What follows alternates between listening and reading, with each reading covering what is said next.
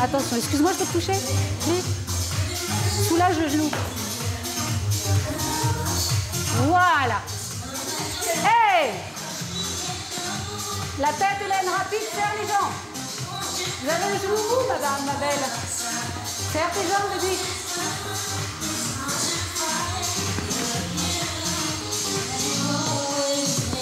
Bien, c'est bien, oui.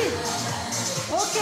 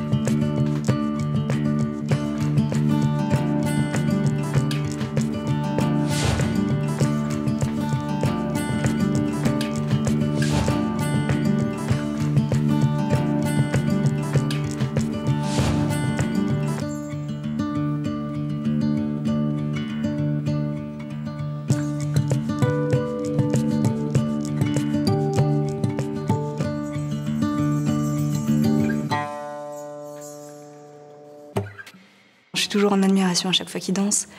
Et je me dis que c'est beau de pouvoir marier à un tel point comme ça sa passion et sa passion. Sa passion pour Dieu et sa passion pour un art. C'est beau de pouvoir marier les deux comme ça.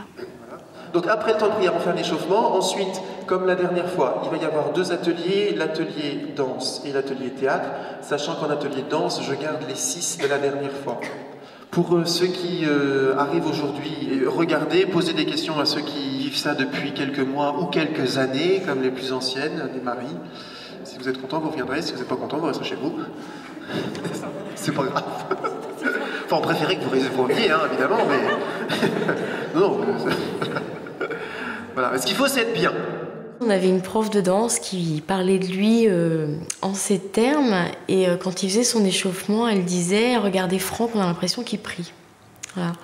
Donc ça, c'est un truc, quand j'ai su après qu'il était rentré dans les ordres, qui m'est revenu tout de suite voilà, à l'esprit, parce qu'il était tellement, tellement concentré, tellement habité, tellement à fond dans ce qu'il faisait, qu'il était en prière permanente, quoi.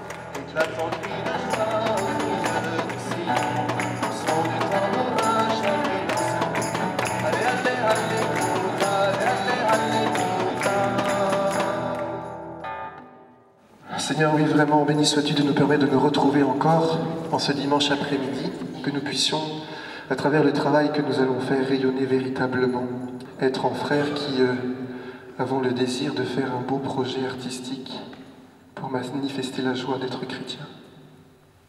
Descends sur nous aujourd'hui, vraiment, donne-nous l'envie de te consacrer complètement cette journée, cette répétition, que tout ce qu'on fasse, on le fasse en étant dans ton esprit. Chaque instant, Seigneur, qu'on puisse se tourner vers toi et penser que tu es vraiment là, être conscient que tu es vraiment là avec nous, Seigneur.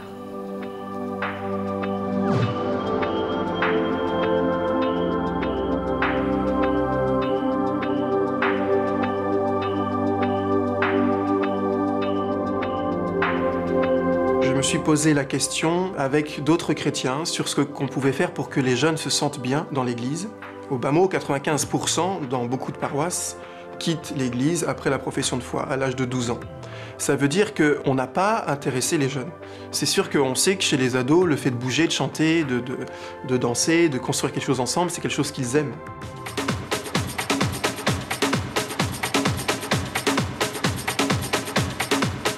Donc on s'est posé cette question avec des catéchistes et quelqu'un a dit « Moi j'aurais aimé quand j'étais jeune faire une comédie musicale ». Donc évidemment chez moi ça a vibré un peu. On s'est dit, on fera ça peut-être dans 1 an, c'est vraiment un beau projet.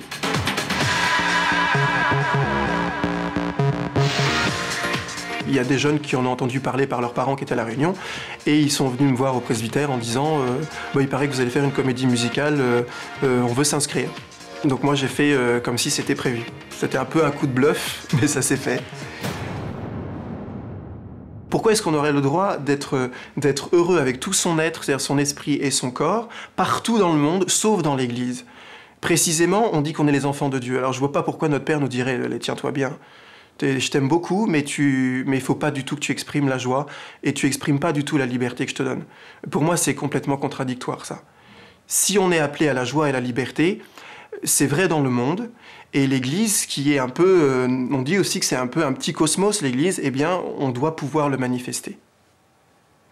Et les spectacles et faire danser dans l'Église, pour moi, c'est profondément biblique.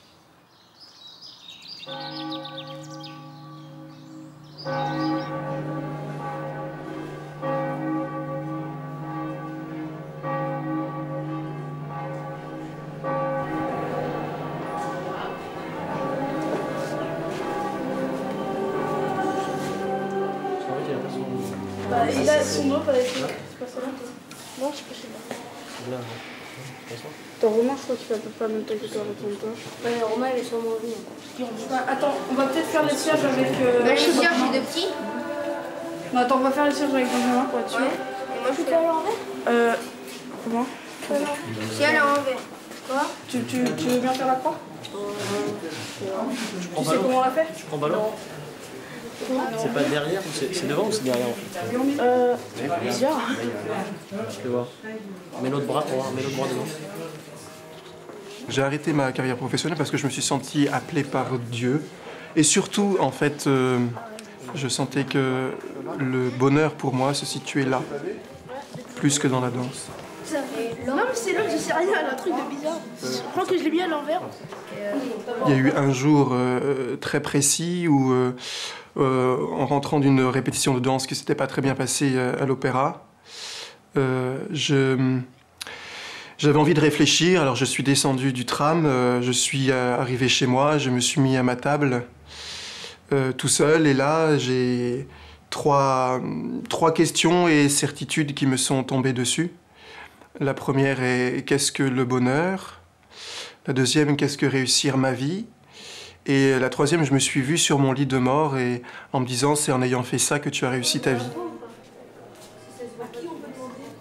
La danse, elle s'arrêterait, les applaudissements s'arrêteraient, les projecteurs s'éteindraient, mais Dieu, lui seul, ne s'arrêterait pas.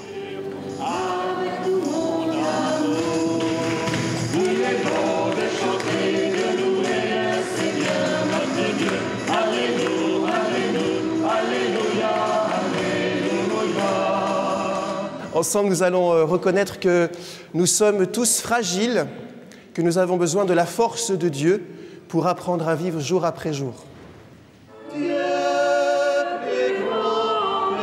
a eu plusieurs déclics, notamment le fait que je fasse des tournées dans des pays du tiers-monde, où là j'ai été frappé par l'injustice sociale. Voilà, le fait de voir des gens pauvres et puis nous étions reçus dans des ambassades florissantes avec des chevaux qui buvaient comme ils pouvaient. Et dehors, quand on passait la barrière, c'était un autre monde. Et pour moi, ça, c'était intolérable.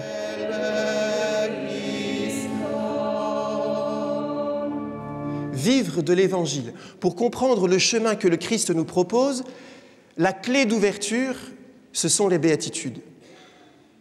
Et pourtant, on sait que c'est difficile. Parce que le risque, c'est de croire que Jésus fait l'apologie de la souffrance. Quand il dit « heureux les pauvres, heureux ceux qui pleurent, heureux les affamés », etc. Alors c'est pour ça qu'après à l'église, on est comme ça, et on dit « heureux, je suis très heureux d'être chrétien, je vais à la messe, je suis heureux parce que je pleure, parce que je souffre ». C'est pas ça du tout, c'est pas ce qu'il veut dire, hein. Du tout. Il dit « vous êtes heureux parce que vous savez justement que vous n'êtes pas fait pour la pauvreté ni la souffrance ». Vous êtes fait au contraire pour vous en sortir, parce que le Christ est ressuscité. Oui, celui qui pense qu'il n'a besoin de personne et qu'il a tout, qu'est-ce qu'il attend? Si ce n'est d'avoir plus peut-être. Et après? En fait, sa consolation, il l'a déjà. Mais le jour où il est devant sa pauvreté et sa nudité, comme ça arrive à tout le monde, au moins quelques instants avant notre mort, ce jour-là, alors qu'est-ce qui lui reste?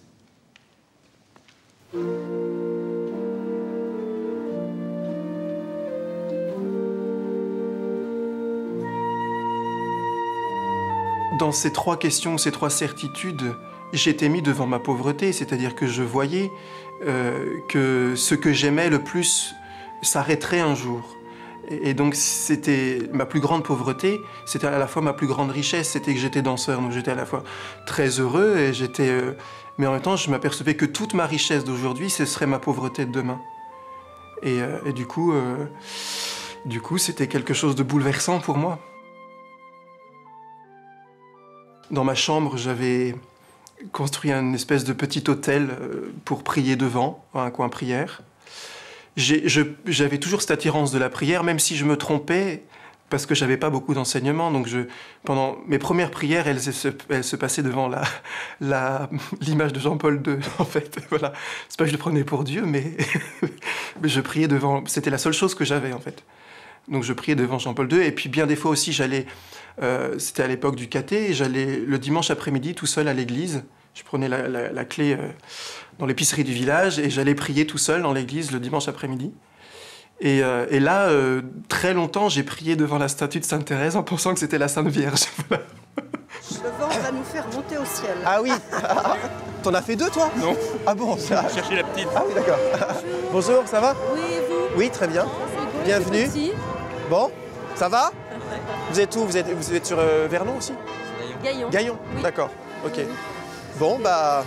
Eh bien, bon dimanche. À une prochaine fois, très peut-être. belle messe. Oui, Vraiment, c'est vrai, c'était beau. merci, hein. Ouais, Bah, je vous en prie. vraiment. Avec plaisir. Merci. À bientôt. À bientôt.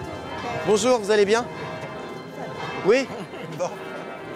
Le téléphone sonne, c'est Franck. Bon, bah, c'est Franck, il était à Düsseldorf, donc. Et il était en fin de contrat, si vous voulez. Donc, il avait fait ses 2 ans à Düsseldorf. Il devait faire une audition pour avoir un autre contrat. Alors, je lui dis, bah, tu as refait des auditions pour...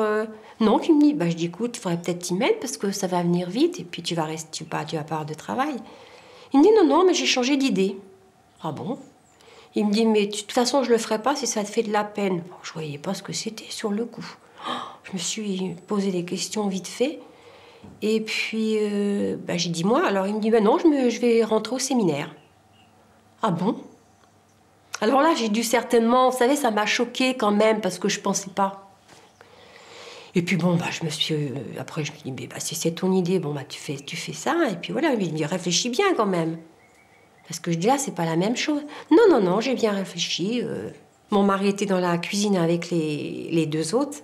Et je leur dis, c'était Franck. J'ai dit, devinez ce qu'il vient de m'apprendre. Non, on ne sait pas. Alors je dis, bah, il veut rentrer au séminaire. Alors ses frères se sont regardés. Oh ben non, ça ne nous étonne pas.